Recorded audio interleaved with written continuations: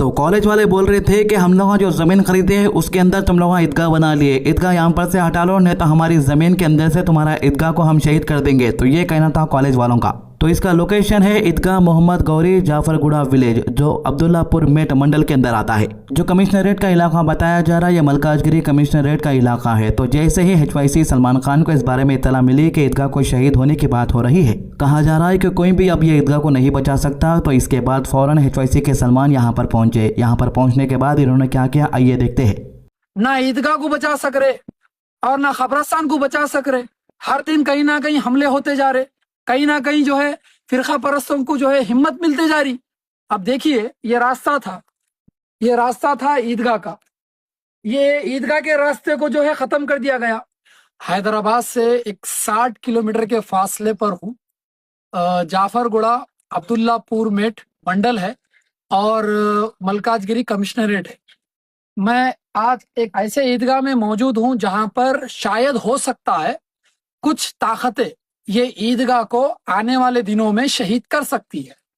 मैं ज्यादा दूर की बात नहीं कर रहा हूं, मैं यूपी और बिहार की, मैं हैदराबाद से सिर्फ 60 किलोमीटर की बात कर रहा हूं। ये ईदगाह हो सकता है शहीद हो सकता है आए दिनों। इसलिए बोल रहा हूं क्योंकि एक बिल्डर की जानिब से यहाँ पर एक मेडिकल कॉलेज तामीर किया जा रहा है और बोला जा रहा है कि तुम 5 लाख ले लो और ये ईदगाह हमको दे दो। अब 5 लाख से शुरू करें तो अब ये 10 लाख हो गए। अब बोल रहे हैं कि 10 लाख ले लो और ये ईदगाह हमारे हवाले कर दो। तो बहरहाल ये बात ऐसी हो गई कि 5 लाख ले लो और 10 लाख ले लो, अपना ईमान बेच दो। ये तो बात ऐसी हो गई। तो ये बहरहाल ये ईदगाह कायम होके 50 साल हो गया। कितने साल? 50 साल हो गया और 50 सालों से हर साल यहाँ पर ईद की नमाज अदा होते आ रही है। मगर अफसोस की बात है कि कांग्रेस की हुकूमत में मदरसे महफूज नहीं है, मस्जिदें महफूज नहीं है, ईदगाह महफूज नहीं है, आशुर खाने महफूज नहीं है, ना मुसलमान महफूज है। तेलंगाना के मौजूदा चीफ मिनिस्टर कुछ वक्त पहले तेलंगाना के अंदर जो कुछ भी हो रहा था, जो चीज़ें भी वायरल हो रही थी, उसके ऊपर खुलकर बात कर रहे थे। लेकिन अब ऐसा दिख रहा है कि जो भी चीज़ें चल रही है, जो भी न्यूज़ चल रही है, इससे अनजान हो चुके हैं। चाहे वो शाहबाद के अंदर 6 लोगों का कत्ल रहने दो, इसके ऊपर CM खामोश बैठ गए। मूसी रिवर का प्रोजेक्ट के बारे में कई बड़े ऐलान करे, उस पर भी बात नहीं हो रही। अब बात हो रही है कि भाई तुम अपने बच्चों को कोरिया की लैंग्वेज सिखाओ, जर्मन की लैंग्वेज सिखाओ, जापान की लैंग्वेज सिखाओ। इसको लेकर KTR भी बोल रहे हैं कि भाई तुम खुद जो है सही से कोई लैंग्वेज नहीं बात कर सकते तो तुम दूसरों को दूसरे लैंग्वेज सिखो बोल के कैसा बोल सकते। పిల్లలకు జర్మన్ జపాన్ లాంగ్వేజ్ నేర్పండి, సౌత్ కొరియన్ లాంగ్వేజ్ నేర్పండి. బేసిక్స్ వస్తే కూడా నెలకు 2 లక్షల రూపాయలు సంపాదించుకునే పరిస్థితి ఈ రోజు ఉన్నది. ఇంగ్లీష్లో తెలుగులో చెప్పొద్దట, పాఠాలు జర్మన్లో చెప్పాలన్నట, జపనీస్ భాష నేర్పియాలన్నట, కొరియన్ భాష నేర్పియాలన్నట, కొరియన్ భాష నేర్పియాలన్నట. నేను రేవంత్ రెడ్డికి చెప్తున్నా, అరే నువ్వు తెలుగు నేర్చుకోరా నాయన ముందు. सीधा सीधा राहुल गांधी के ऊपर निशाना साधते हुए कहा कि इससे पहले जब राहुल गांधी तेलंगाना आए थे तो उस वक्त पे बड़े बड़े वादे किए गए थे, जॉब्स के वादे किए गए थे, लेकिन अभी तक कांग्रेस के जो 6 गारंटी है वो तक सही तरीके से पूरी तरीके से लागू नहीं हुए। देश भर में मोहब्बत के दुकान के डिंडोरा पीटने वाले राहुल जी, क्या आपको याद है हैदराबाद और अशोकनगर चाय की दुकान याद है आपको? चाय पे चर्चा याद है कि नहीं?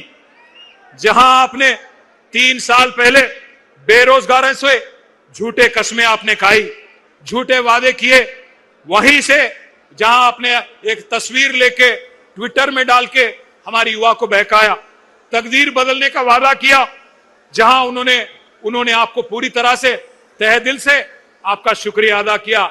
याद है वो चाय का अड्डा अशोकनगर का? मैं राहुल जी से पूछना चाहता हूं, आज आपसे पूछते हैं राहुल जी, क्या हुआ आपका वादा? क्या हुआ 2 लाख नौकरियों का वादा? क्या हुआ जॉब कैलेंडर का वादा? क्या हुआ 4000 रुपया बेरोजगार भत्ते का वादा? क्या हुआ हमारे बहनों को स्कूटी देने का वादा? क्या हुआ युवाओं को 10 लाख इंटरेस्ट फ्री लोन देने का वादा? हम पूछते हैं राहुल जी, तेलंगाना युवा आज जान चुका है, जाग चुका है। आपका बनाया हुआ नॉमिनेटेड चीफ मिनिस्टर आज हमारे यहाँ के युवाओं के जॉब देने के बजाय दिल्ली में आपका जेब भर रहा है। देखो भाई, पहली बात तो मैं किसी पार्टी का मेंबर नहीं हूँ। जो न्यूज़ हमारे पास आती है, जो दिखता है उसके ऊपर ही हम बात करते हैं। तो हमारे जो केसीआर के टाइम पे डेवलपमेंट दिखता था, वो अब कांग्रेस की सरकार में डेवलपमेंट दिखने का नाम नहीं है, समझो।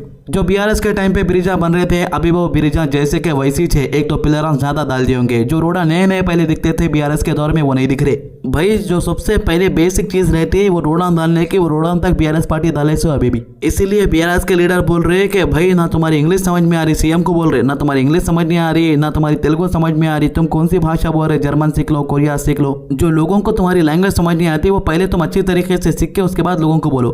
ఇంకోటి ఉన్న స్కూల్లో మంచిగా పెట్టరా నాయన అంటే ఇంటర్నేషనల్ స్కూల్స్ పెడతా, జర్మన్ భాష నేర్చుకోండి. నీకు ఫస్ట్ ఇంగ్లీష్ వస్తుందా? నువ్వు ఫస్ట్ ఇంగ్లీష్ నేర్చుకో, నువ్వు ఫస్ట్ మాతృభాషలు నేర్చుకో, హిందీ నేర్చుకో, ఇంగ్లీష్ నేర్చుకో, చక్కగా తెలుగు నేర్చుకో. వందే మాతరం కూడా అనలేని రేవంత్ రెడ్డి तो जो ईदगाह की तरफ से अपडेट आ रही है वो ये है कि अल्हम्दुलिल्लाह एचवाईसी के सलमान जाने के बाद अब यहाँ पर जो ईदगाह शहीद होने की बात हो रही थी वो अब नहीं होगा। वहाँ पर के लोगों ने एचवाईसी सलमान को कॉल करके शुक्रिया अदा किया। आइए सुनते हैं कॉल रिकॉर्डिंग।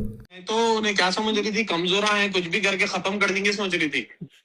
बस आपकी एक चीज से अल्हम्दुलिल्लाह अपनी एक छोटी कोशिश, एक ईदगाह बच गया समझो तेलंगाना में। बस अल्हम्दुलिल्लाह या अल्लाह जिसका अजर देगा दूसरे कामों में कुछ भी अल्हम्दुलिल्लाह अपन करेंगे, लेकिन अल्लाह इसका तो अजर देगा। मैं तो खालिस अल्लाह को राजी करने के लिए आया था, बस खालिस अल्लाह को राजी करने। बस अल्लाह अगर ये घर महफूज हो गया, शायद यही अपने को सिला मिलेगा ना मरने के बाद में। नहीं सही बात है। चलो शुक्रिया शुक्रिया, सबको सलाम बोलो, फिर सबको सलाम। हाँ एक बार आइए ना सलमान भाई, एक बार आइए, अपन प्रोग्राम रखेंगे कुछ वहाँ पे गांव में कुछ करेंगे इंशाल्लाह, कुछ प्रोग्राम करके कुछ करके। इंशाल्लाह। तो हैदराबाद के बहादुरपुरा पे आज एक ऐसी चीज देखने को मिली। पहले तो लोग देख के ये समझे कि क्या टाइम मशीन फिर से वापस आ गई। फुटबॉल जैसा दिखने वाला ये गाड़ी लोगों को परेशान कर गया कि ये फुटबॉल है न तो गाड़ी है, मगर कि ये गाड़ी यमाल को और मेसी को पैदल छोड़ दी, क्योंकि ये इसके अंदर सिर्फ एक ड्राइवर बैठ सकता था। दोनों को पूरा हैदराबाद पैदल फिरना पड़ा। हैदराबाद में बड़े के पाए 4 बिरयानी खाते की मेसी की हालत ढीली पड़ गई जैसा दिख रहा, सामने से पेट निकल गया। फिर भी यमाल को हैदराबाद का पानी लगने के बाद फिट नजर आया समझो। अब बीजेपी वाले अपनी ताकत का इस्तेमाल करके कॉकरोच जनता पार्टी का एहतजाज खत्म करने की पूरी तैयारी कर चुके हैं। यही वजह है कि सुबह सुबह सोनम वांगचुक को उठा लिए एहतजाज पर से। मेडिकल कंडीशन ठीक नहीं है बोल के हॉस्पिटल में एडमिट करे। उनकी वाइफ मीडिया के सामने आके बोल रही थी कि सही तरीके से ट्रीट नहीं कर रहे, यहाँ तक के मारम पीटी भी हुई है। अब इसके बाद सोनम वांगचुक की जगह अभिजीत दीपके ने ले ली। उसके बाद एक महिला आती है इंक का बॉटल लेके और इंक अभिजीत दीपके के ऊपर फेंक देती है। कल ये एहतजाज को रुकाने के वास्ते खतरनाक शैतानी को भी भेज दिए थे। उन्हें ऐसे हरकतें करी थी, लोग देख के परेशान हैरान बहरान हो गए कि आखिर कौन सा तो भी साया आ गया इसके ऊपर।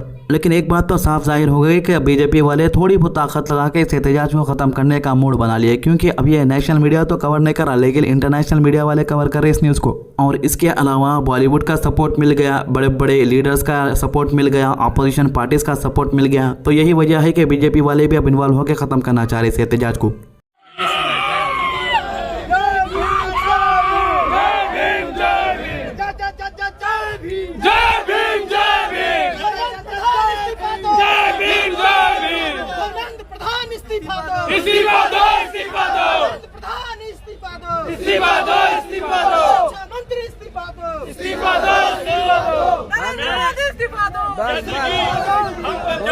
तो ये 3 मामलों के अभी तक के अपडेट। हमारे चैनल को सब्सक्राइब कीजिए, हमारे वीडियोस को ज़्यादा से ज़्यादा लोगों तक शेयर कीजिए, नमाज की पाबंदी कीजिए, कुरान की तिलावत कीजिए और दुआ में याद रखिए। अल्लाह हाफिज़।